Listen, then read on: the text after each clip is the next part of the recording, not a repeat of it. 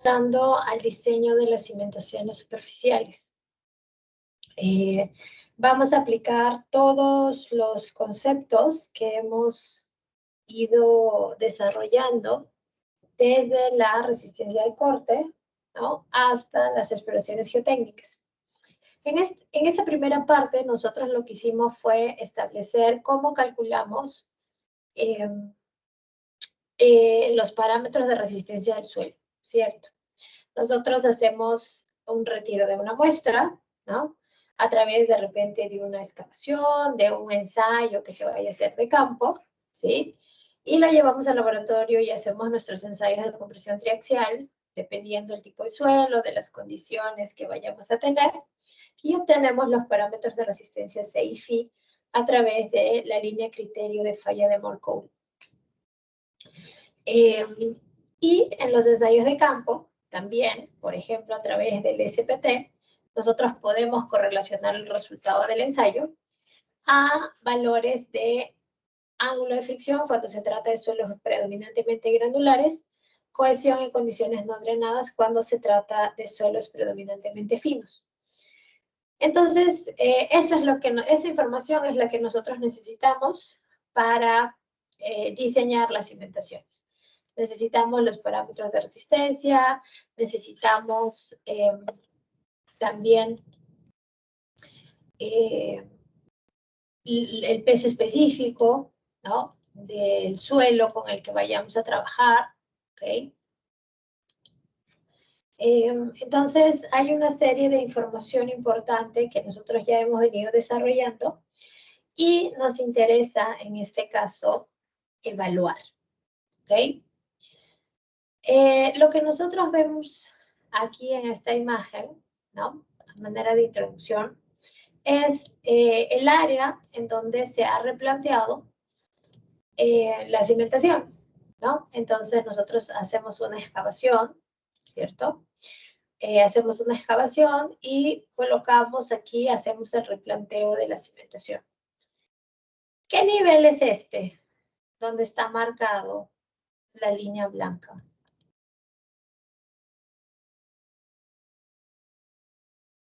¿Qué nivel es?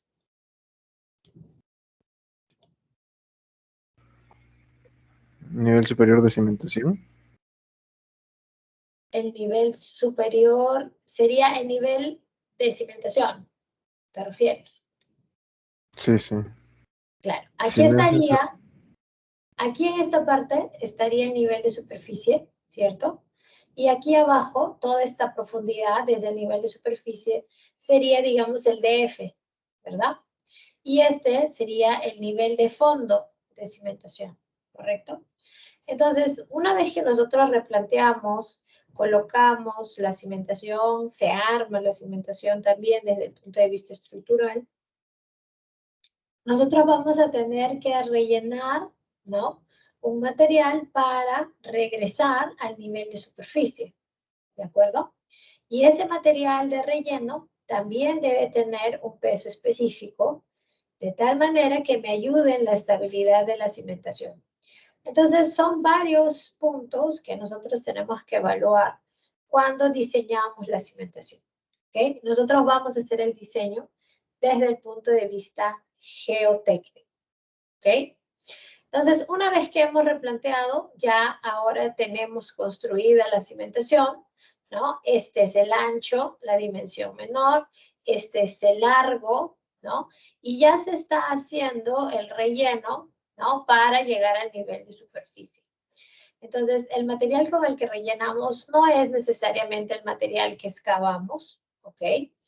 Es un material que nosotros necesitamos tenga, ¿no?, unas propiedades y unas características geotécnicas, ¿cierto?, que me ayuden, como dije, a la estabilidad general de la cimentación, ¿de acuerdo?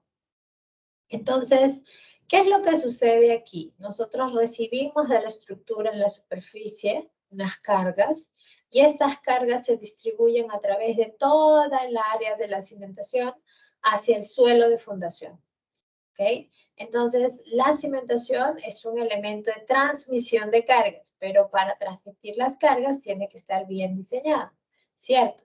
tiene que ser diseñada de una manera tal que al transmitir, al realizar su trabajo, digamos, ¿no? Transmita las cargas adecuadamente sin fallar hacia el suelo de fundación. Entonces, la fundación o la cimentación de manera general es un elemento de una estructura responsable por transmitir las cargas de la estructura hacia el terreno.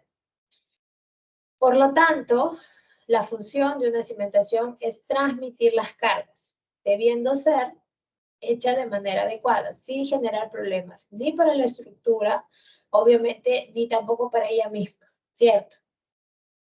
Y la manera en la cual nosotros dimensionamos las cimentaciones es a través de dos criterios, ¿ok?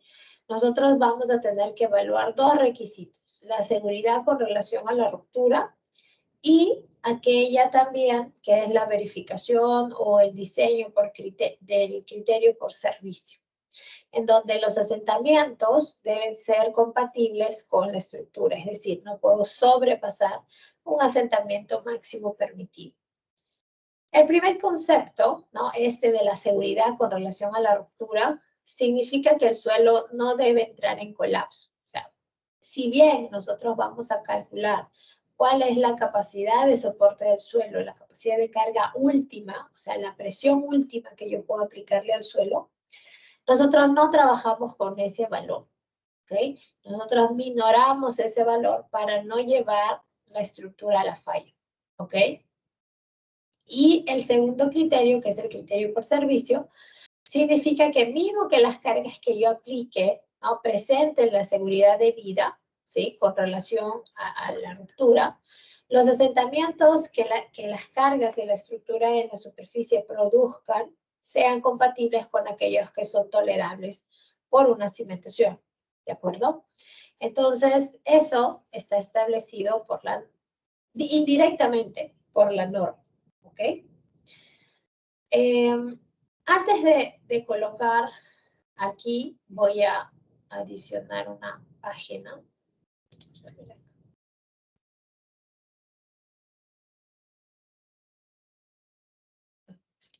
Espérate.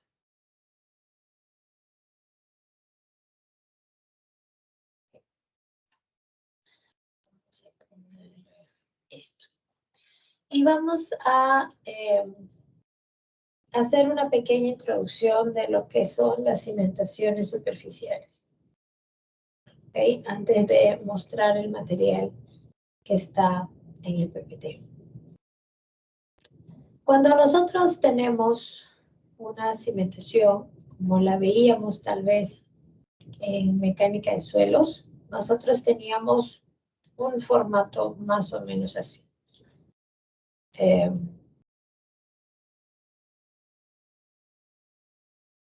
Vamos a ver si lo puedo traer de aquí mejor.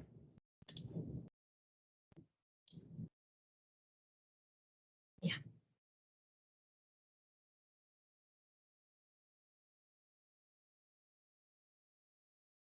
Ya. Nosotros tenemos una cimentación, ¿cierto? Este es mi nivel de superficie. Este que está aquí, vamos a trazar aquí una línea. Este que está aquí es mi nivel de cimentación.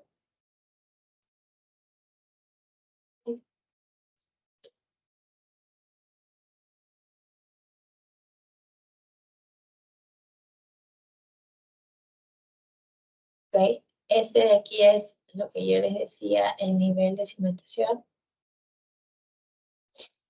Y esa es justamente esta profundidad que corresponde al DF, ¿cierto? Y de la estructura principal, ¿ok?, llegan en verdad varias cargas, ¿no? Una carga vertical, una horizontal y un momento. Pero cuando nosotros veíamos en mecánica de suelos, analizábamos únicamente una carga vertical y así lo haremos de momento, ¿no? Por ahora, ¿de acuerdo? Entonces, esta carga, ¿no? Esta carga Q, que le vamos a poner aquí vertical, ¿ok? es la carga proveniente de la estructura. ¿Ok? Carga proveniente de la estructura principal.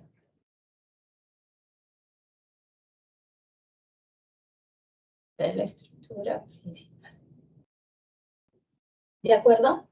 Y esa carga, nosotros habíamos dicho que se distribuye en toda el área de la cimentación, ¿cierto? Y a esto nosotros le llamamos Q minúscula. Y el Q minúscula era la presión transmitida. Presión o incremento de esfuerzo, pero presión transmitida.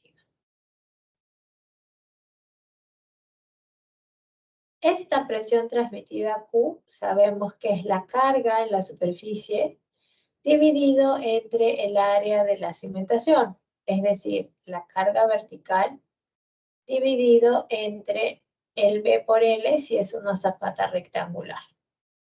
¿De acuerdo? Ahora, nosotros con la estructura transmitimos esta presión, ¿ok? Y hay una cierta presión, ¿cierto? Bajo la cual el suelo falla, a la cual llamamos Q sub Q. Llamamos de presión última del suelo.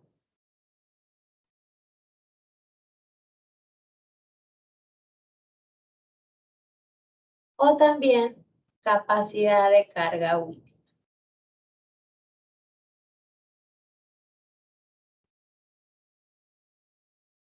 Y ese es el valor que nosotros vamos a calcular. ¿Por qué? Porque este Q sub Q depende de los parámetros geotécnicos del suelo. De los parámetros geotécnicos del suelo. ¿Ok?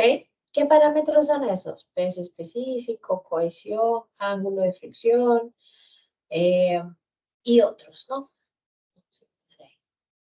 Y otros. ¿De acuerdo? Ahora, esta es la presión última del suelo. Aquí el suelo falla. ¿Ok?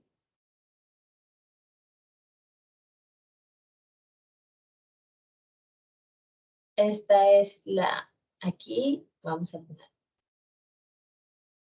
O en esta presión, ¿no? Con esta presión el suelo falla. Presión que lleva el suelo a la falla. Voy a bajar un poco esto. Vamos a ver si puedo. Creo que no.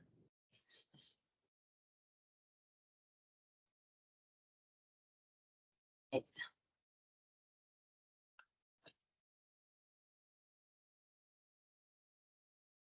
Vamos a ponerlo ahorita. Carga última. Presión que lleva el suelo a la falla. ¿De acuerdo? Esta es la presión que lleva el suelo a la falla. Y yo obviamente quiero saber cuál es la presión que lleva el suelo a la falla, para justamente no llegar con esa presión, ¿no? No llegar a esa presión. Mi estructura en la superficie no debe, ¿no? Llegar a ese valor. Entonces, ¿quién aparece aquí? Aparece la presión admisible. Presión admisible. O también capacidad de carga admisible.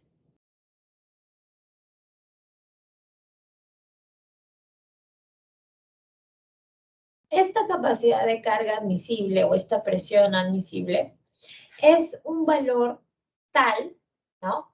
Que digamos que yo le aplico a esta capacidad de carga última, ¿no? Aquí, a esta capacidad de carga última, yo le aplico un factor de seguridad. ¿ok? O sea, minoro esa presión última a través de un factor de seguridad.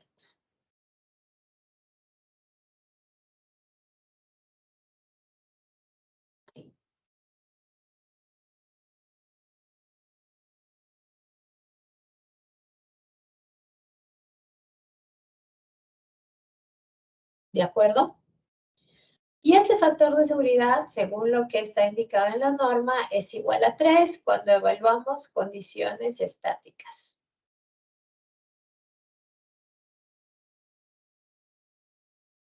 Y 2.5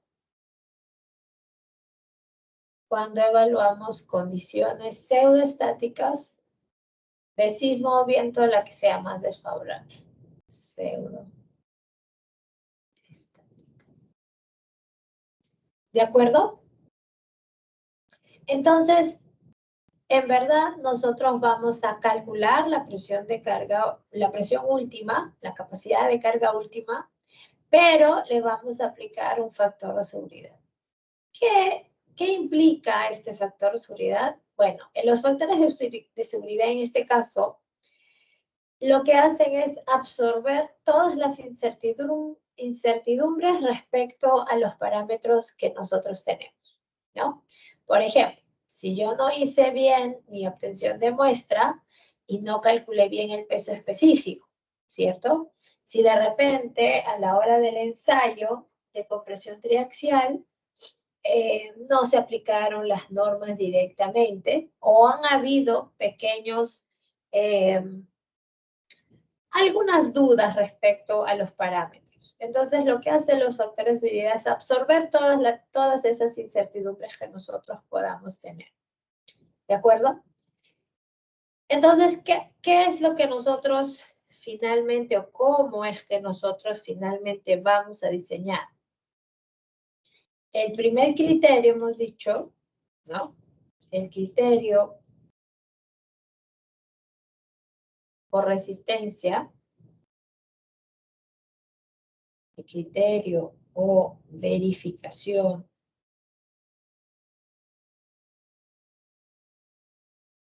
como lo hemos puesto aquí, o verificación, criterio, diseño o verificación por resistencia, vamos a poner eso, criterio o diseño por resistencia, implica lo siguiente, que la presión transmitida por la estructura en la superficie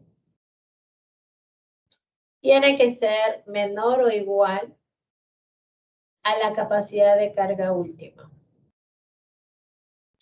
Que sabemos, ¿no? Que sabemos es igual,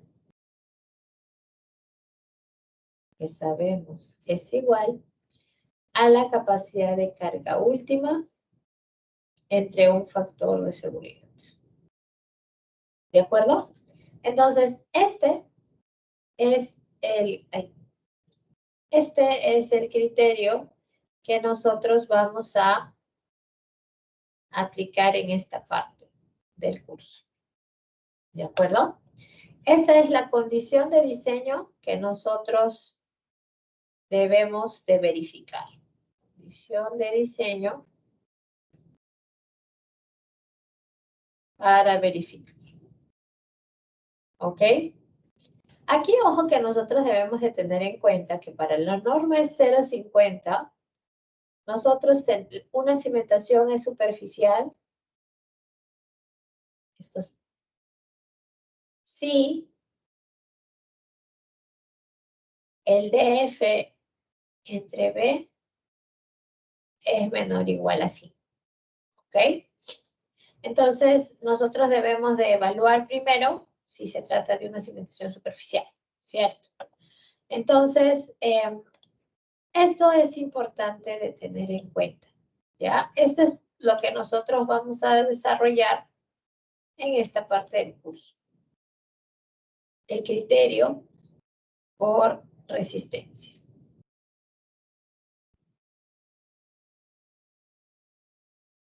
¿Ok? Vamos a grabar aquí. 8, 2. Ya. Entonces, este criterio o este diseño, ¿no?, que nosotros vamos a realizar implica, ¿no?, encontrar la capacidad de carga última. ¿Ok? El otro diseño que nosotros hacemos también, ¿no?, es el diseño por servicio, les dije, pero ese lo vamos a ver después. Sin embargo, lo voy a mencionar aquí. Diseño por servicio. ¿Qué implica ese diseño por servicio? A ver, nosotros tenemos la cimentación. Ok. Voy a borrar esto. Y esta carga transmitida, ¿no?, genera en el suelo un asentamiento. ¿Ok? Bueno, aquí digamos que voy a exagerar, ¿no? Genera en el suelo asentamientos. ¿De acuerdo? Estos asentamientos, esta deformación, ¿de acuerdo? Bueno, aquí lo voy a poner. Esta deformación en la vertical nosotros llamamos de asentamientos, ¿verdad? Y estos asentamientos, bueno, nosotros lo veíamos como delta H, algunos de ustedes de repente lo han visto como Rho, ¿no? O sea, el delta H o este símbolo también. Todo lo que nosotros veíamos en mecánica de suelos respecto a la nomenclatura de asentamientos. ¿Ok? Entonces, este asentamiento, ¿sí?, nosotros debemos de verificar que ese asentamiento no sea menor a un máximo permitido. ¿De acuerdo? El delta H, así lo llamo yo, el delta H, asentamiento, está en función, ¿no? Este valor está en función de la carga de servicio, ¿ok? Porque aquí ahora, cuando hablamos de asentamiento, esta es la presión por servicio y esta es la carga vertical de servicio, ¿no? Lo que viene de la estructura. Entonces, está en función de la carga por servicio y está en función adicionalmente de los parámetros elásticos del suelo, ¿ok? Y, ¿no?, según lo que nosotros vamos a ver más adelante, el asentamiento, ¿sí?, admisible es igual a 2.5 centímetros para zapatas. ¿Ok? Entonces, ese es el asentamiento máximo que soporta una estructura, no, perdón, que soporta la cimentación sin causar daño a la estructura. ¿Ok? Ese es el asentamiento admisible. Entonces, la verificación del criterio de diseño, ¿no?, digamos, va a ser que el asentamiento sea menor al asentamiento admisible. ¿Ok? Que es igual a 2.5 centímetros. ¿Ok? Asentamiento de la cimentación. Eso es lo que nosotros tenemos que verificar en esta parte, cuando hablemos del criterio por diseño. ¿Ok? Todo se resume, ¿no?, en evaluar, ¿sí?, en analizar, así como hemos hecho, ¿no?, verificar que el asentamiento no sea mayor al máximo permitido, etc. ¿De acuerdo? Entonces, eso es importante de, digamos, mencionar aquí, porque nosotros en esta parte nos vamos a centrar solo por ahora en el criterio por resistencia, en la verificación de que la presión que vayamos a transmitir con la estructura en la superficie sea menor que la capacidad de carga admisible del suelo, ¿ok? Y esa capacidad de carga admisible es la capacidad de carga última, donde el suelo falla, ¿no? Minorado por un factor de seguridad, ¿ok? ¿Se entendió hasta aquí? ¿Preguntas?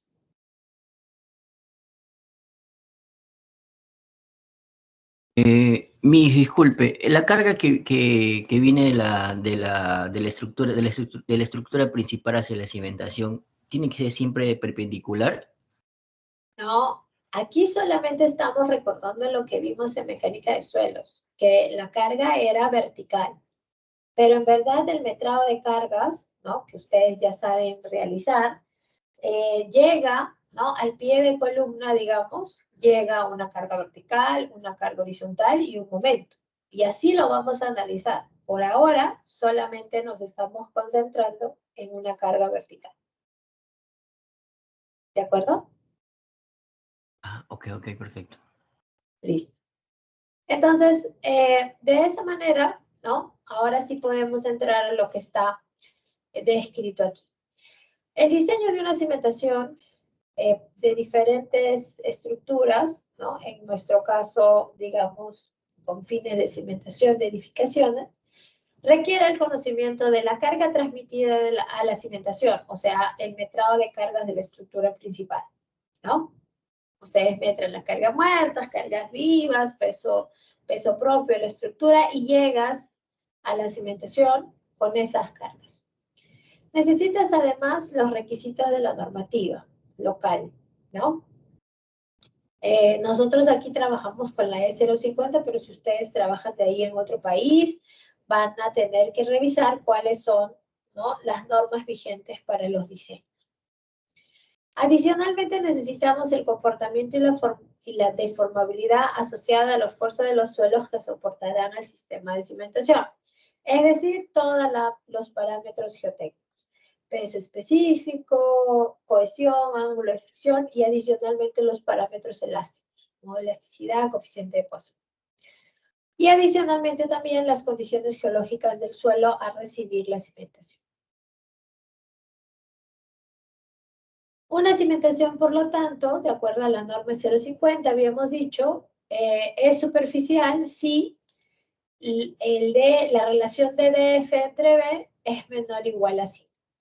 ¿Ok? Si sobrepasa este valor, entonces se trata de una cimentación, ¿no? Profunda. ¿Ok?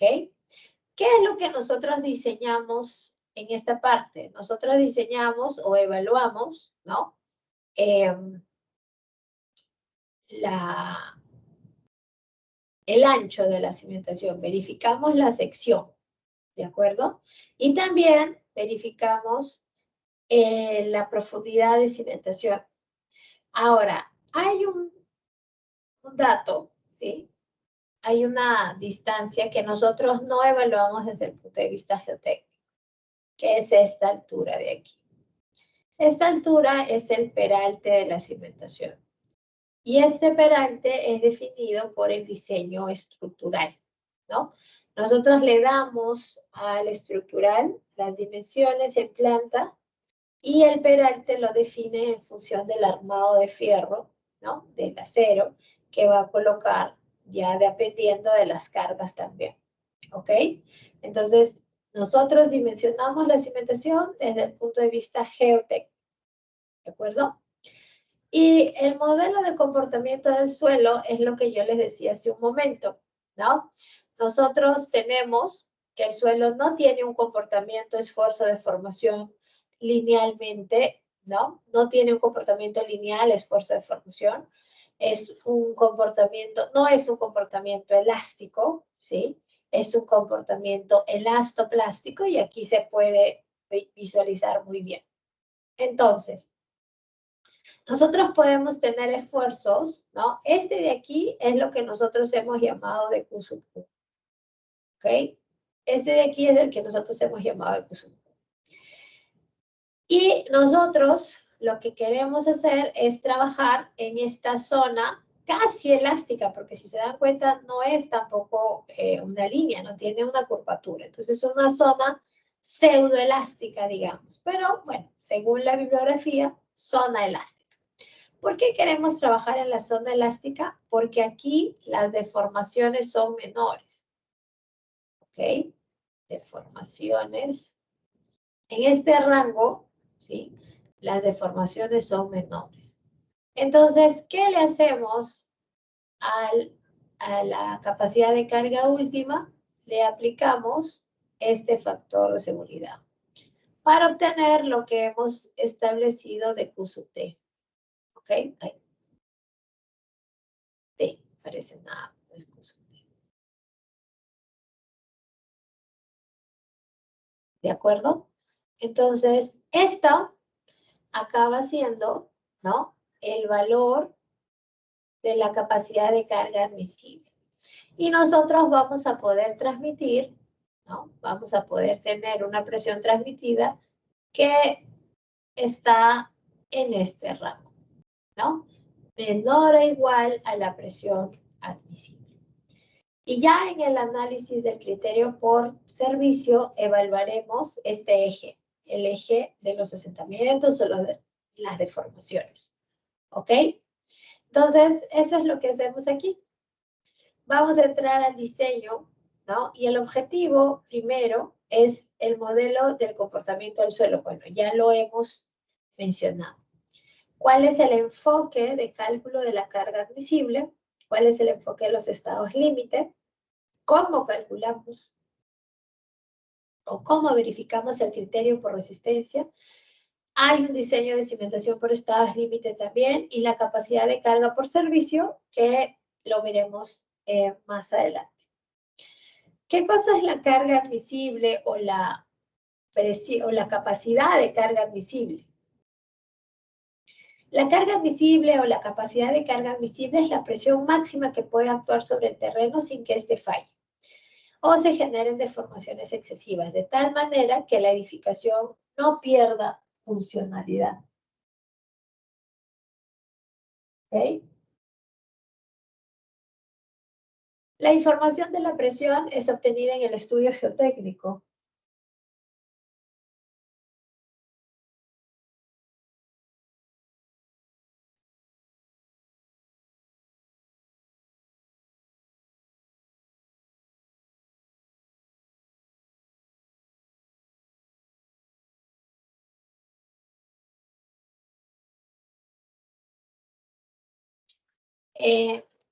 Quiere decir que nosotros hacemos nuestro plan de investigación, retiramos nuestras muestras, las llevamos al laboratorio, planteamos toda la caracterización geotécnica. ¿Ok?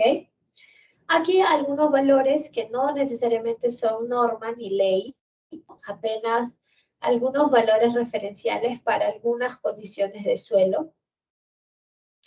Y el enfoque que nosotros vamos a trabajar es el enfoque que nuestra norma evalúa, que corresponde a la resistencia global. ¿Por qué evalúa la resistencia global? ¿O qué significa el enfoque por resistencia global? Significa aplicar el factor de seguridad. Significa aplicar un factor de seguridad global. ¿Ok? Y adicionalmente verificar por servicio el valor de los asentamientos. Se comparan con cargas de servicio sin mayorar y se utilizan los valores de los parámetros obtenidos en los ensayos. Ya el enfoque de los estados límite es un enfoque que utiliza más las normas europeas, aquellos países que trabajan con los eurocódigos. ¿Ok? Entonces, esa es la diferencia que hay respecto al enfoque o a los enfoques, ¿no? que se tienen para el diseño de una cimentación. Entonces, en el enfoque global utilizamos directamente los valores de cohesión y ángulo de fricción que hemos encontrado en campo o en laboratorio. Y con esos parámetros obtenemos el valor de la capacidad de carga última, Q sub Q. Luego, en base al factor de seguridad, nosotros obtenemos la presión admisible. Y luego nos aseguramos que la presión transmitida por la estructura en la superficie, ¿no?, sea menor a la que el suelo puede admitir. Y en la verificación por servicio, básicamente es corroborar que el asentamiento que se va a producir con esta cimentación construida sobre el suelo no supere el asentamiento tolerable que se ha considerado inicialmente, ¿no? De 2.5 centímetros, como les acabo de mencionar. Entonces, en este curso, nosotros llevamos en cuenta el enfoque global. En el caso de los estados límite, que son usados por países europeos que siguen los eurocódigos, la diferencia, como dice ahí, es que los parámetros de cohesión y ángulo de fricción, antes de ingresarlo en las fórmulas, nosotros los reducimos y adicionalmente trabajamos con cargas mayoradas, ¿no? Entonces, es un enfoque distinto, ¿ok? Diferente al que aplica nuestra norma. La filosofía del factor de resistencia global es básicamente que tengamos un comportamiento satisfactorio de la edificación cumpliendo los criterios básicos, ¿ok? Que el terreno soporte la capacidad de carga transmitida sin que la estructura colapse. Y que en el caso de los asentamientos no experimente asentamientos excesivos o mayores a los permitidos. Ya en los estados límite es donde la estructura queda completamente fuera de uso, ¿no? Y ahí son situaciones asociadas al colapso total o parcial del terreno o con la falla estructural de la cimentación. Y entonces se debe verificar la estabilidad por hundimiento, deslizamiento, vuelco, estabilidad global, etc. Y los estados límites por servicio, ¿no?, son los que, situaciones en que la estructura queda fuera, ¿no?, de uso por incumplimiento de las condiciones de carga. Los estados límites de servicio son situaciones asociadas con determinados requisitos impuestos a las deformaciones del terreno por razones de servicio y estética. Sucede que cuando nosotros tenemos, ¿no?, asentamientos en algunas estructuras, estos asentamientos pueden ser de tal manera, tener tal magnitud, que realmente sea ya después inhabitable, digamos, ¿no? O sea, la estructura colapse al 100%. Y puede ser que hay algunos asentamientos que no provoquen necesariamente la falla completa de la estructura, pero sí, desde el punto de vista estético, ¿no?, haya algún tipo de problema, ¿de acuerdo? Entonces, cuando nosotros tenemos una cimentación o queremos proyectar una cimentación, nosotros tenemos que idealizar o tenemos que cumplir con dos requisitos importantes. Primero, que la profundidad de cimentación, o sea, el valor de DF, sea el mismo para todos los elementos de cimentación. Si nosotros vemos aquí, este pórtico, o sea, estas dos zapatas, ¿no?, tendrían un DF mayor a las laterales porque soportarían más cargas, ¿cierto? Sin embargo, yo no voy a poner, por ejemplo, un DF de medio metro, un DF de un metro y medio metro, ¿no? La idea es que el objetivo es que la edificación se debe apoyar para una misma altura, o sea, todos los elementos de cimentación a una misma profundidad, ¿de acuerdo? Entonces, eso es digamos, uno de los requisitos. Y el otro requisito o el otro criterio que aplicamos es que todas las estructuras de cimentación se apoyen sobre suelos de características geotécnicas similares, lo cual es un poco complejo porque el suelo es heterogéneo y en este perfil lo podemos ver. Aquí tenemos un terreno poco deformable y un terreno deformable. Quiere decir que si hay algunas deformaciones, estas zapatas se van a asentar más que estas dos, ¿cierto? Y eso puede provocar el colapso de la estructura o desde un punto de vista estético ser no funcional, ¿de acuerdo? Entonces, en esos casos, ¿sí? Lo que nosotros tenemos que hacer es, ¿qué podríamos hacer? A ver, para que en este caso, ¿no? Hipotético que tenemos en esta imagen, todos los elementos de cimentación se apoyen sobre un mismo suelo. ¿Qué podríamos hacer?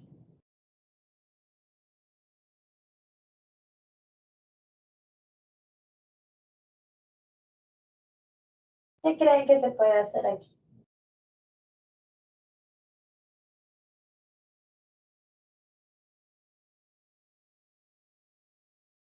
Los leo, los escucho.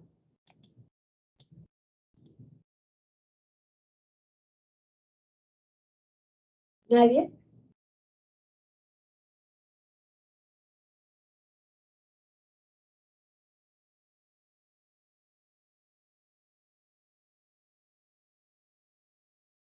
¿Nadie tiene una idea de qué es lo que se puede hacer aquí? Profesora, si no me Dime, equivoco, Andrés. es una situación parecida al video que nos mostró al inicio de toda No te escucho bien. perdón. No, decía, mencionaba el video de la Torre Eiffel, se me equivoco, me suena esta situación, que teníamos que excavar por debajo de la cimentación y ponerle una especie de relleno. O sea, Para- claro, si ya esto ha ocurrido, ahí es otro asunto. Pero para que no ocurra esto, ¿qué es lo que se debió hacer primero? Obviamente ensayos de campo, ¿no es cierto? Para claro, identificar un estudio de campo. diferencia en los estratos. Creo que hay que son cada cierta cantidad de metros que se tienen que tomar una porción del suelo antes de comenzar la excavación o comenzar cualquier Claro, tienes que proyecto. plantear el plan de investigación como lo vimos de acuerdo a la norma, ¿no? El número de Claro. exploraciones, la profundidad de exploración, Exacto. etc. Exactamente. Ahora, si ya has identificado el problema después, obviamente vas a tener que hacer un refuerzo, ¿no? Hay varias situaciones. Pero digamos que no teníamos la edificación y yo tengo la condición de poco deformable y muy deformable. Lo que puedo hacer es retirar este suelo y sustituirlo por un material de características similares al poco deformable, que dependiendo del volumen puede resultar caro. O podemos densificarlo de alguna manera, mejorar su comportamiento a través de compactación o a través de algún tipo de mejoramiento como columnas de grava, etc.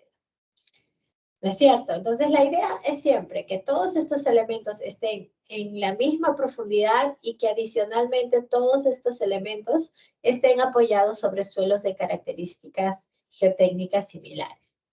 Y si ya, digamos, no se vio eso al inicio de la construcción, pero se identificó posteriormente, ¿no? Ahí sí hay que hacer un refuerzo, ¿no? Hay que hacer una excavación, de repente llenar con jet grouting. No entendí muy bien la opción que mencionaste, Andrés, que le dieron a ese problema. Pero claro, la idea es que ya no continúen los asentamientos, ¿no? Principalmente eso. ¿De acuerdo? En la otra imagen que nosotros tenemos aquí, digamos que ya se tiene, ¿no? Un terreno en la horizontal, ¿sí? En el nivel de superficie, y se ha deformado y se ha creado esta línea deformada, ¿no? Obviamente es bastante exagerado por causa de la imagen y tal, pero esto es lo que ha provocado, ¿no? A esta edificación, ¿sí? O sea, esto sería, digamos, los asentamientos de esta edificación que tiene, obviamente, mucha más carga, ¿no? Que está siendo transmitida al suelo. Y esta cimentación, que aparenta ser una losa, ¿cierto?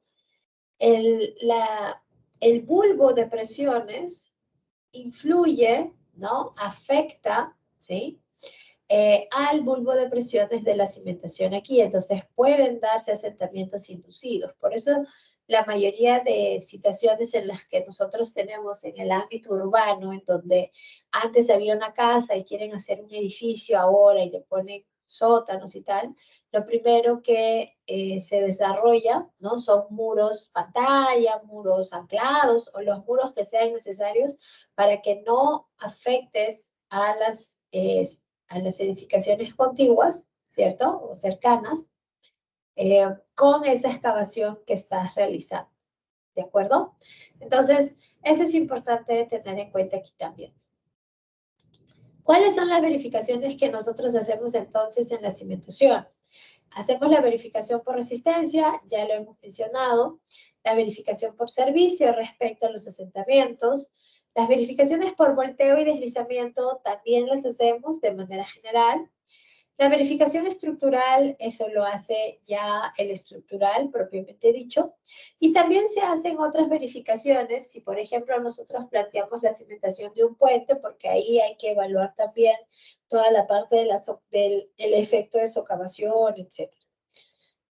Para todas estas verificaciones, nosotros necesitamos conocer el tipo de suelo, la magnitud de las cargas, si las cargas son excéntricas o no, el DF, la profundidad de cimentación, la forma de la cimentación, si es rectangular, cuadrada, circular, si el terreno está inclinado o no, y cuál es la profundidad del estrato resistente, que lo definimos a través de nuestro plan de investigación.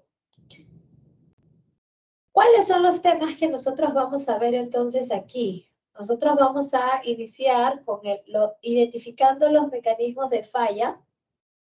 Vamos a luego calcular la capacidad de carga admisible a través del cálculo de la capacidad de carga última. Y nosotros vamos a trabajar 4 métodos en esta parte. Adicionalmente, vamos a evaluar el efecto de nivel freático y la capacidad de carga en cimentaciones cargadas excéntricamente y también en suelos estratificados, ¿no? Entonces, al menos hasta la PC1 debemos finalizar estos temas. Luego evaluaremos ya la capacidad de carga por servicio. Comencemos con la identificación de los mecanismos de falla. ¿Cómo es que nosotros evaluamos esta situación? Cuando nosotros tenemos una cimentación, ¿no?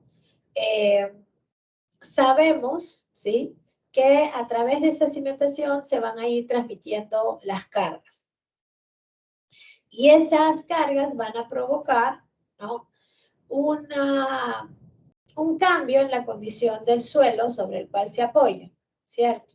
Que va a depender en qué condición está el suelo. Si el suelo está denso o está suelto, ¿no? Dependiendo de eso, en un trabajo realizado por De Beer y Besic, se plantea la falla por corte general, ¿ok? Ocurre, dice, cuando la cimentación transmite una carga por unidad de área sobre un depósito conformado por arena densa o suelo cohesivo rígido. ¿Ok? ¿Y qué es lo que sucede? Sucede que tengo la cimentación y las cargas se van transmitiendo, y como este suelo, ¿no?, que para este ejemplo es una arena densa, ¿no?, se genera aquí una zona triangular, ¿cierto? Esta zona triangular que corresponde a la zona activa, ¿no?, de la cimentación, aquí. Luego hay una zona que se le denomina zona de corte radial, ¿ok? Y esta zona, que es la zona pasiva conocida como zona pasiva de arranque. ¿Qué sucede? Si yo estoy transmitiendo las cargas y se genera esta superficie de falla, ¿no? Estas dos superficies de falla en los dos sentidos. Lo que va a suceder es que el suelo, al encontrarse denso, para este caso, se va a levantar aquí de manera uniforme, ¿no? Y si nosotros lo vemos en una gráfica carga versus asentamiento, nosotros llevamos el suelo aquí, la falla general, ¿no? Llevamos estas cargas hasta una superficie de falla y un comportamiento de este suelo de esta manera, zona uniforme, ¿de acuerdo? El otro tipo de falla es la falla por corte local. Y esta falla por corte local ocurre ahora cuando la cimentación, ¿no?, se encuentra sobre un depósito de suelo conformado por arenas o suelos cohesivos, bueno, arenas de densidad media o suelos cohesivos de consistencia media, ¿no? Esa es lo correcto, o consistencia media. ¿Ok? ¿Qué dice aquí? Dice, un aumento de carga sobre la cimentación causa un incremento en el asentamiento. En este caso, la superficie de falla en el suelo se extenderá gradualmente la cimentación hacia afuera. Cuando la carga por unidad de área sobre la base es igual al Q último 1, el movimiento de la base irá acompañado de sacudidas repentinas. ¿Qué significa eso? Esto de aquí.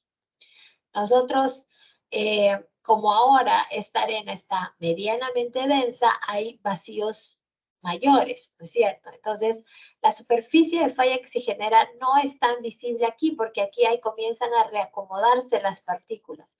Y ya no hay, ¿no?, este levantamiento uniforme, sino un levantamiento desordenado. Por eso aquí dice que hay como esos golpeteos, ¿no? Sacudidas repentinas. Entonces, la carga a la que esto sucede es la carga última. Más allá de este punto, un aumento de carga irá acompañado también de un gran asentamiento. Y finalmente, la falla por punzonamiento, que es aquella que ocurre cuando el suelo se apoya sobre un suelo muy suelto, ¿no?, o muy blando, ¿no? Si es suelo, vamos a poner suelto, o blando, o muy blando, ¿no?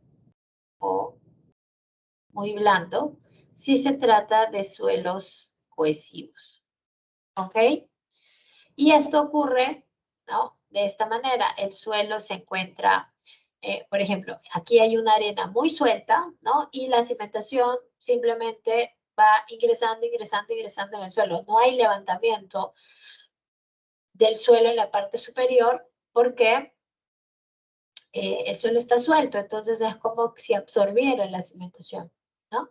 Y eso es lo que estudió Bessick y De Beer. Bueno, su enfoque, ¿no?, fue directamente para suelos arenosos, pero después ya se ha extendido un poco su uso. ¿Y por qué es importante de establecer el mecanismo de falla? Voy a ponerlo aquí. Porque, bueno, vamos a colocarlo aquí. Porque de eso depende mecanismos de falla. De eso depende qué parámetros de resistencia vas a usar. Voy a explicar aquí. La falla por corte global o general, como también, se da en suelos granulares que se encuentran en condición densa. Y en suelos, si son suelos cohesivos, están, bueno, suelos finos o cohesivos,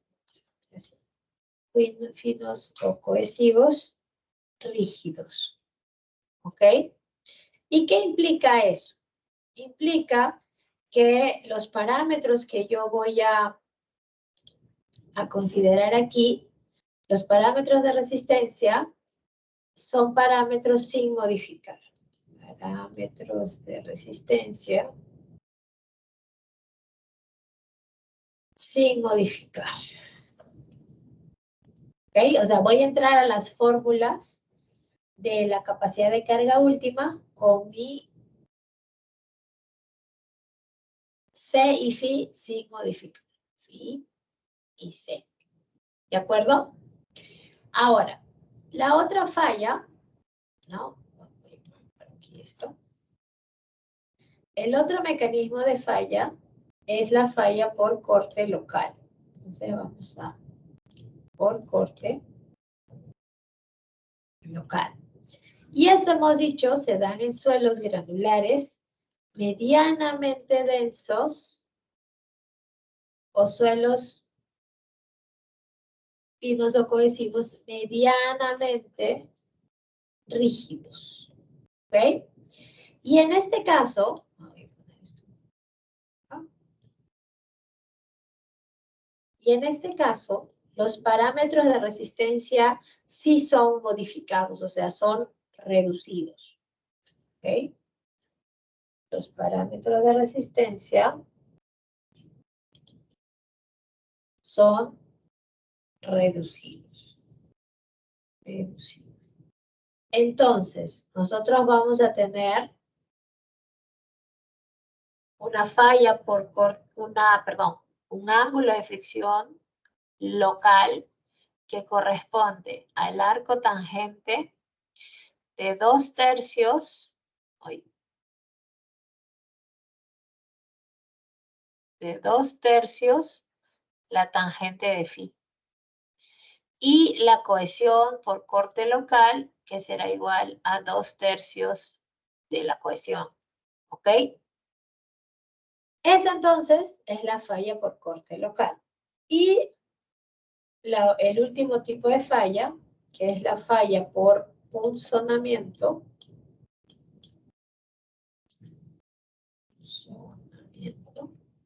que se da en suelos granulares sueltos y suelos finos o cohesivos blandos. ¿Ok? ¿Y qué pasa con los parámetros aquí? No pasa nada porque simplemente no, vamos a colocar aquí, no cimentamos en estas condiciones. ¿Ok? No cimentamos en estas condiciones. En estos tipos de suelo, nosotros no colocamos cimentación. ¿De acuerdo? Entonces, aquí está para cada tipo de falla, cuál es la condición que tiene que estar el suelo y cuáles son los parámetros que se utilizan. ¿De acuerdo? ¿Preguntas?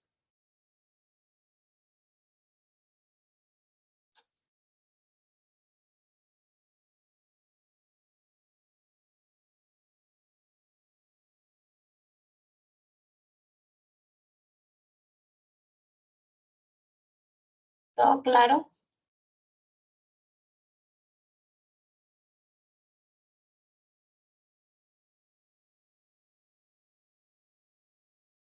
Sería hasta educado de su parte, siquiera decir sí, no, responder, aunque sea, ¿no? Para saber si están ahí. Sí, profesora, todo claro. Ok. Todo claro, profesora, disculpe. Sí, profesora, todo claro. Gracias. Al menos no estoy en sesión espírita. Estamos bien. Muy bien. Entonces, sigamos. Aquí, bueno, tenemos algunas imágenes, ¿no? De el trabajo realizado por De Beer y Besic sobre Arenas, como les dije, ¿no? Su trabajo en 1958 analizando los mecanismos de falla para suelos arenosos, ¿ok? Entonces, lo que tenemos aquí, ¿no? Bueno, no sé si se llega a ver muy bien, pero es una placa, ¿cierto? A la cual se le está aplicando una carga, ¿ok? Y esa placa hace, ¿no? Y aquí a través de este suelo que en ese tiempo, bueno, solamente había las imágenes a blanco y negro, pero es un suelo que justamente lo han colorido para poder ver, ¿no? Y aquí nosotros estamos identificando justamente el triángulo, ¿no? La zona activa, la zona de corte radial y la superficie de falla, ¿no? Que se desarrolla debido a estas cargas en la cimentación. Entonces, aquí vemos inclusive cómo se levanta en esta parte, ¿no? De manera uniforme, porque el suelo está denso, densidad relativa al 100%. Ya no ocurre esto, ¿no? Bueno, aquí simularon la misma condición en la Universidad de México, ¿no? Obviamente esto de aquí es lo mismo hacia el otro lado, ¿ya? Pero solamente han evaluado en este sentido, ¿de acuerdo? Para que se pueda visualizar mejor. Ahora, igual aquí, ¿no? Cuando ya tenemos una arena medianamente densa, ¿no? Tenemos ahí el triángulo y tenemos, ¿no? La zona de corte radial, pero ya no identificamos bien el restante de la superficie de falla. Y aquí también se dan cuenta, ¿no? Que el suelo no tiene ese levantamiento uniforme, ¿no? Porque el suelo está medianamente denso, porque los vacíos son mayores, porque los suelos se reacomodan, ¿cierto? Y en la última, ¿no? Que solamente tenemos el triángulo y nada más, porque aquí la carga lo que está haciendo es, como la arena está suelta, ¿no? La cimentación, que sería la placa que se está aplicando aquí, está entrando en el suelo, ¿no? Entonces, igual en este caso, ¿de acuerdo? Se ve en la foto, pero está así. ¿Ok? Entonces, esos fueron los mecanismos de falla o el trabajo inicial publicado por De Beer y Besic en 1958. Y de ese trabajo resulta esta gráfica. ¿Ok? Esta gráfica que nos permite evaluar, ¿no? Si nosotros tenemos el valor de la densidad relativa, y ojo que esta gráfica es solo válida para cuando evaluamos arenas, ¿no? Porque el trabajo de De Beer y Besic fue apenas en arenas, ¿de acuerdo? Entonces, si nosotros conocemos la densidad relativa, ¿cierto? Podemos saber qué mecanismo de falla es, correlacionando la densidad relativa con esta profundidad relativa, ¿no? Con esta profundidad relativa que es df entre b asterisco. ¿Y quién es b asterisco? 2 veces el ancho por el largo de la cimentación, dividido entre la suma de estas dos dimensiones. Y como dice aquí, para falla por corte local, utilizar los parámetros SAFE y tal cual. Y para falla por corte local, ¿no? Ya la ecuación propuesta por Terzaghi es el ángulo de fricción por corte local, el arco tangente de 2 tercios la tangente de phi, y la cohesión por corte local, que es 2 tercios de phi, ¿no? Entonces, aquí se puede apreciar cuál es la fórmula, y si yo entro con la densidad relativa por acá y con la relación de F entre B por aquí, puedo ver si es una falla por corte local, si es una falla por corte general y si es una falla por corte por punzonamiento. Ahí no diseñamos nada, porque antes de diseñar deberíamos mejorar el suelo, ¿de acuerdo? Entonces vamos a ver. Aquí he puesto 2 ejemplos, 2 situaciones para evaluar el tipo de falla. Si nosotros tenemos aquí esta situación, ¿no? Tenemos un DF igual a 2, una zapata cuadrada, ¿cierto? B igual a L, 3 metros, y un DR, o una densidad relativa de 60%, o sea, 0.6, ¿cierto? Entonces, ¿qué es lo primero que tenemos que hacer? Evaluar la profundidad relativa, ¿no? Entonces, la profundidad relativa es igual a 2 veces B por L entre B más L.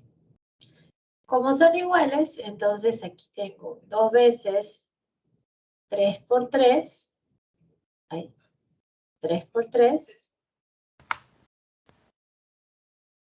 dividido entre 3 más 3. ¿Cuánto sale esto? 3. 3. ¿Ok? Y ahora la profundidad relativa de F entre B asterisco. Sería 2/3, ¿cierto? O sea, 0.67, ¿verdad? Entonces, si yo vengo aquí y entro con 0.6 por acá, bueno, vamos a ponerlo con otro color para que se vea. Si yo entro con 0.6, que es la densidad relativa, se ve menos. 0.6 y el otro es 0.67, ¿no? Aquí es 0.5, 0.67 debe estar por acá, ¿cierto? Entonces, estoy aquí. Para este caso, entonces la falla, o el mecanismo de falla, perdón, el mecanismo de falla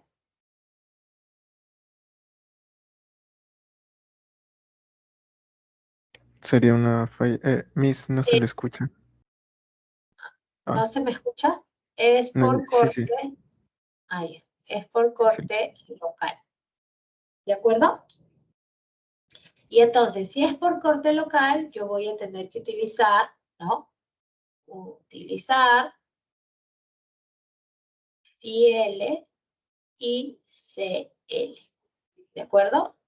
Entonces, corregir con estas ecuaciones, ¿de acuerdo?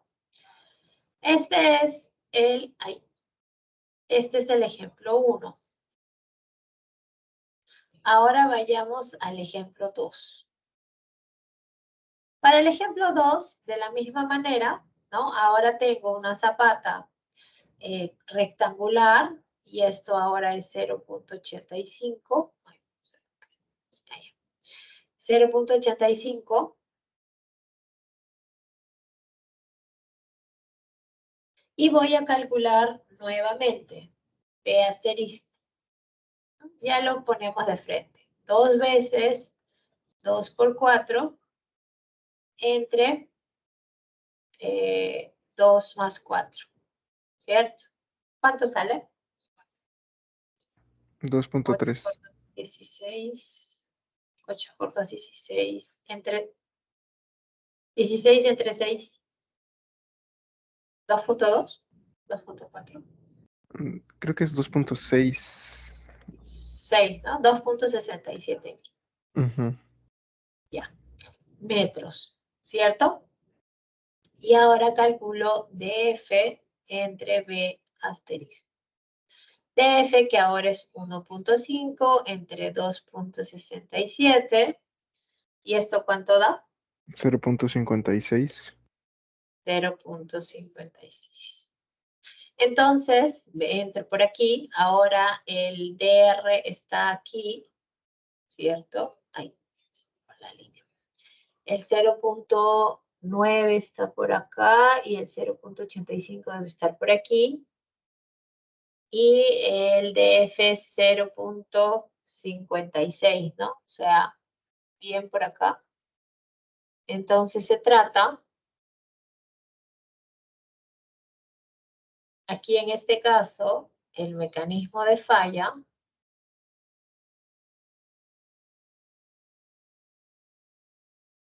es por corte general. Y en este caso, ¿no? Utilizar, vamos a poner esto.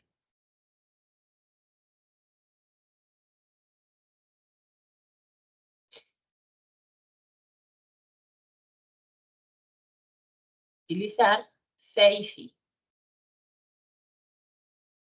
o FI y C. completos, ¿no? Sin modificar. ¿De acuerdo? Ojo, esto, ¿no? Esta verificación es solo si fuera arena, ¿ok? Arena y arena. Nada más. Porque solo en los suelos granulares podemos evaluar la densidad relativa, ¿cierto? En suelos finos evaluamos la consistencia relativa. ¿De acuerdo? Bien. Sí, Miss. Ahora, nosotros, bueno, aquí según lo que continúa, ¿no? Vamos a grabar. Eso es lo que nosotros vamos a calcular. La capacidad de carga última, ¿cierto? Y le vamos a aplicar el factor de seguridad para obtener la capacidad de carga admisible, ¿ok? Y cumplir con el criterio de diseño, ¿ya? Antes de pasar aquí, estos mecanismos de falla, ¿sí? Que nosotros tenemos aquí, nosotros lo podemos, ¿cómo podemos saber si el suelo es denso o es rígido? Bueno, dependiendo de la densidad relativa y la consistencia relativa, ¿cierto? Pero también nosotros hemos dicho que podemos correlacionar, ¿cierto? Con el NLSPT, la condición del suelo, ¿verdad? Entonces quiere decir que, por ejemplo, aquí yo voy a colocar una página adicional y nosotros tenemos, a ver si se me puede ver aquí.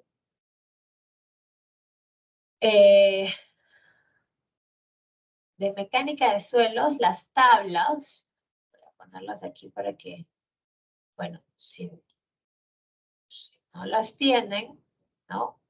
Que seguramente lo han visto, pero si por ahí no las tienen, la de densidad relativa es esta de aquí que viene del Brajadas. ¿Ok? La densidad relativa, valores, ¿no?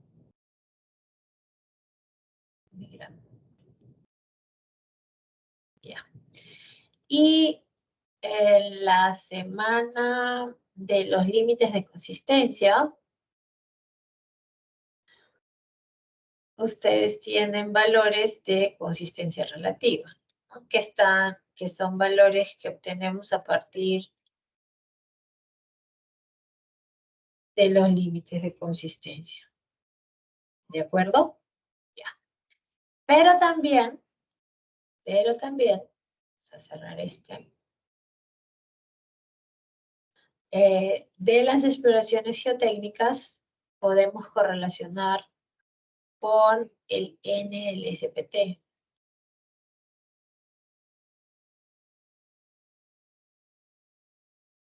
Cierto. Para suelos granulares teníamos esta tabla. Y para suelos, vamos a ver si cabe. Y para suelos cohesivos, consistencia.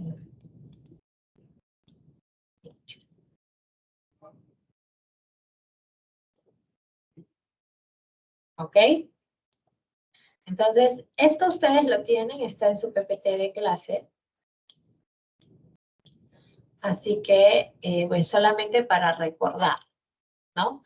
Si por ahí en el enunciado me dicen que se obtuvo un valor promedio del NLSPT de 23 golpes. Se encuentra medianamente denso, entonces significa que es una falla por corte local, ¿no? Entonces, lo primero es identificar el mecanismo de falla. ¿Para qué? Para que puedas saber con qué parámetros vas a trabajar, si con los parámetros completos o con los parámetros corregidos. ¿De acuerdo? Entonces, eso es importante, ¿ya? Luego es ya calcular la capacidad de carga última, ¿ok? ¿Para qué? Para aplicarle el factor de seguridad y luego podamos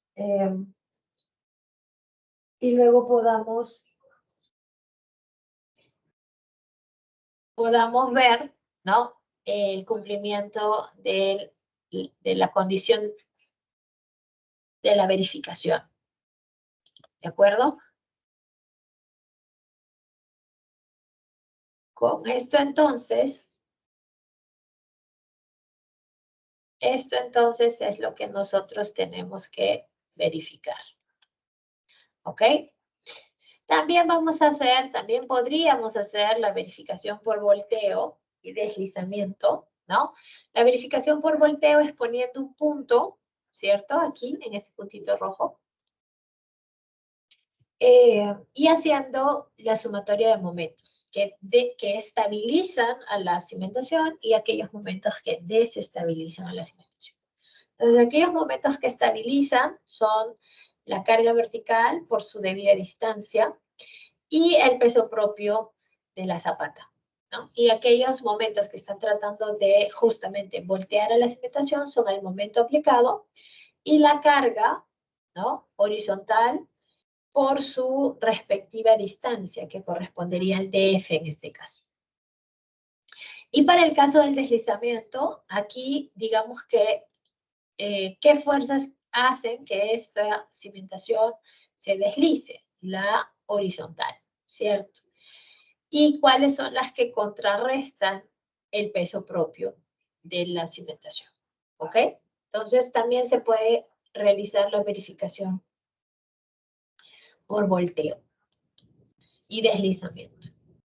Ahora, hemos dicho que queremos calcular la capacidad de carga última. El valor de Q sub U.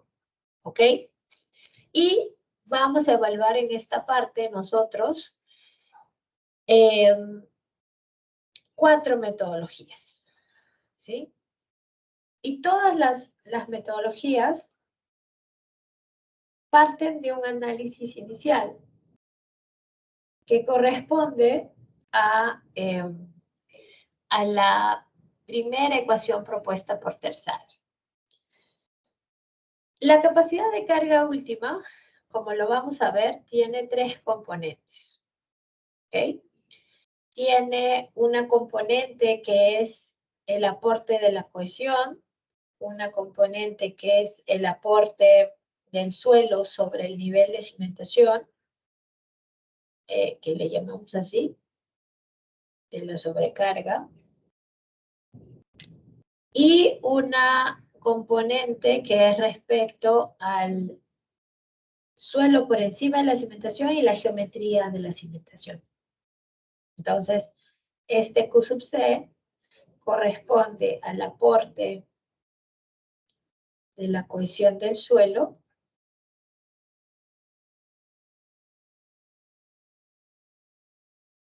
¿ok? Este Q sub Q lo llamamos como aporte del suelo por encima del nivel de cimentación, el suelo por encima del nivel de cimentación. ¿Y cuál es ese nivel de cimentación? Bueno, este es nuestro nivel de superficie y obviamente este es nuestro nivel de cimentación. ¿Ok? Y el otro que es el Q gamma, que es el aporte del suelo por debajo del nivel de cimentación,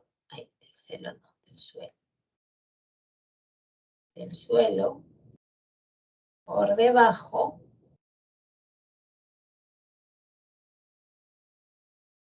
del nivel de cimentación y de la geometría. ¿Ok? Y de la geometría. Entonces, esta ecuación para el cálculo de la capacidad de carga última, como les dije, fue propuesta inicialmente por Terzaghi. Y Terzaghi plantea, ¿no?, esta ecuación en función a esta imagen. Esta es la carga de la carga vertical, ¿no?, de la estructura. y se distribuye, ¿no? Esta carga transmitida, que aquí le estoy llamando carga última, porque es justamente aquella que lleva el suelo a la falla, ¿ok? Entonces vamos a borrar esto. ¿Y qué se genera aquí? La zona 1, que es la zona activa, la zona 2, la zona radial de corte, y la zona 3, la zona pasiva de arranque. Y para Terzaghi, esta zona activa, o sea, donde el suelo falla, el ángulo, ¿no? Donde el suelo falla, es igual a phi. Pero nosotros ya hemos visto que el ángulo de falla, en verdad, se aproxima más a 45 más phi medios, ¿ok? Y así también fue propuesto por Hansen y Meyer. Entonces, esta es la situación, digamos, inicial, el escenario inicial, estudiado por Terzaghi. Entonces tenía esta carga, ¿sí? Que genera esta superficie de falla, ¿de acuerdo? ¿Y qué es esta carga aquí? Esta es justamente el aporte, ¿no? Del suelo por encima de la cimentación. A este Q minúscula que vemos acá se le llama de sobrecarga, este de aquí. Esta de aquí es la sobrecarga, ¿ok? Y esta sobrecarga no es nada más, como vemos ahí, que el esfuerzo efectivo que se genera por este suelo, ¿de acuerdo? Entonces, este Q aquí es la sobrecarga, se le conoce como sobrecarga.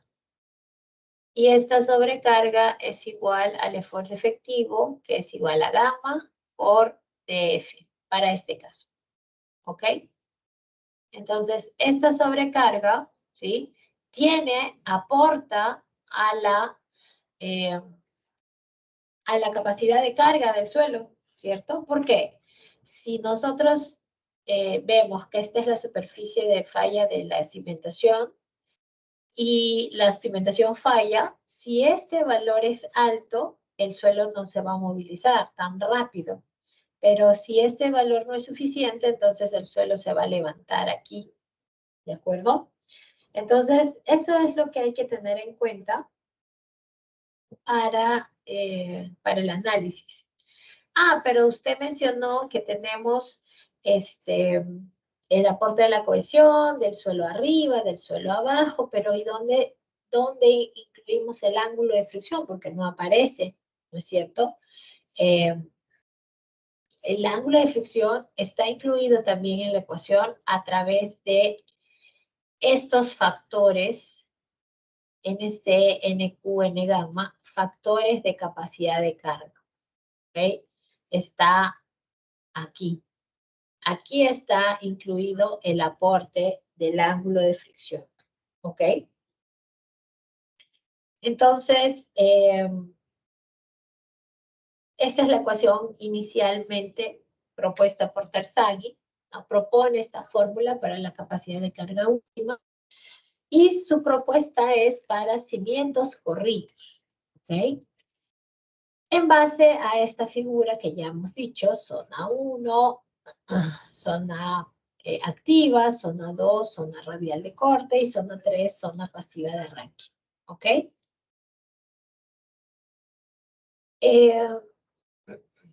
Ahora, ¿qué son los otros factores? SC, SQ, S gamma. Son factores de forma. ¿Ok? Y Terzaghi solamente evalúa cimentaciones corridas, cuadradas y circulares. Nada más. ¿Ok? Como dice aquí, la formulación de Terzaghi no aplica para cimentaciones rectangulares. ¿De acuerdo? Y también, si quieres evaluar cimentaciones rectangulares, utilizar los factores de forma de Bézier. ¿De acuerdo? Entonces, esta es la formulación de Terzaghi. Estos factores de capacidad de carga, ¿no? Nosotros ya tenemos en el formulario, ustedes ya lo pueden descargar inclusive, está en la unidad 2, ¿no? Yo sugeriría descargar e imprimir para que sea más fácil de manipular. O ya.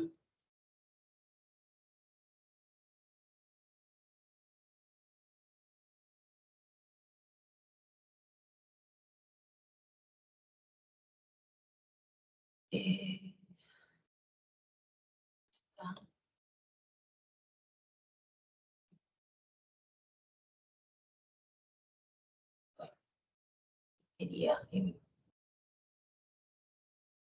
Ya, voy a compartir aquí el formulario. Listo.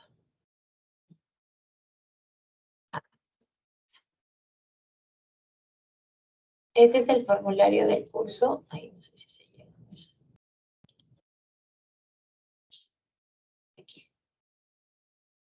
Entonces, aquí están los mecanismos de falla, aquí está la tabla de BASIC, está el criterio, ¿no?, que nosotros debemos de cumplir, las verificaciones por volteo y deslizamiento,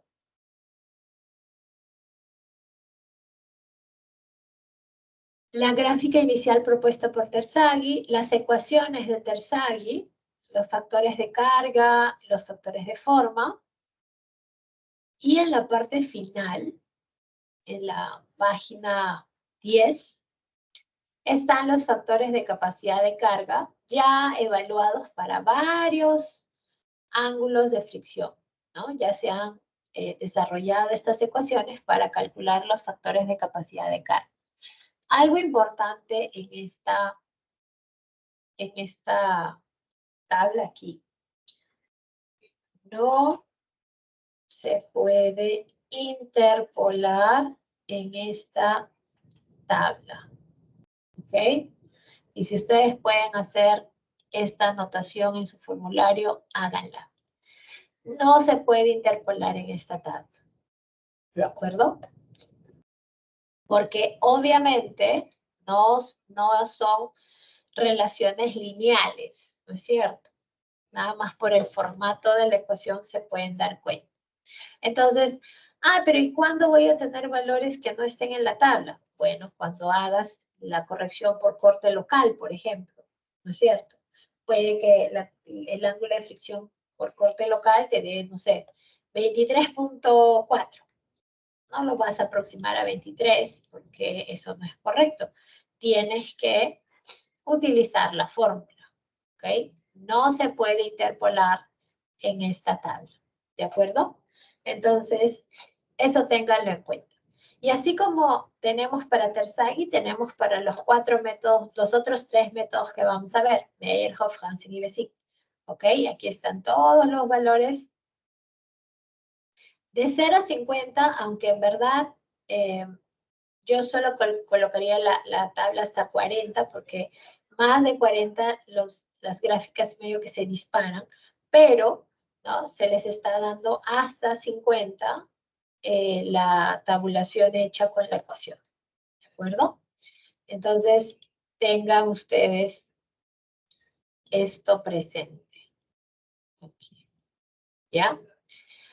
Entonces, bueno, creo que ya no nos va a alcanzar para hacer el ejemplo.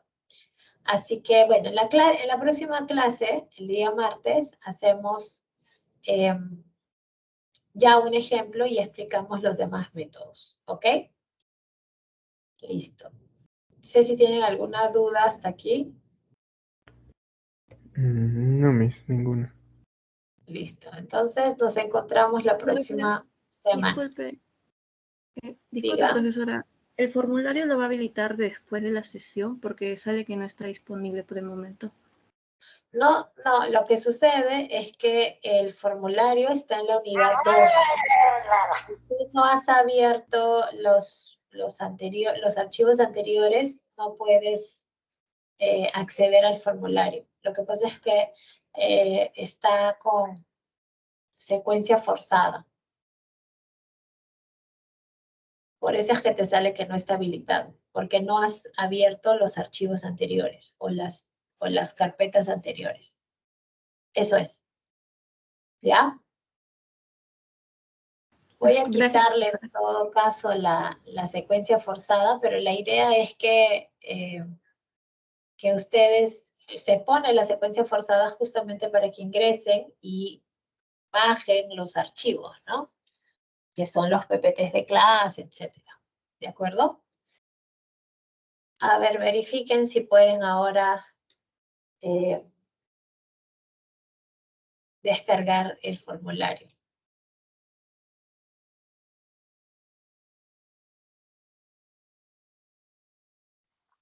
Sí, se puede.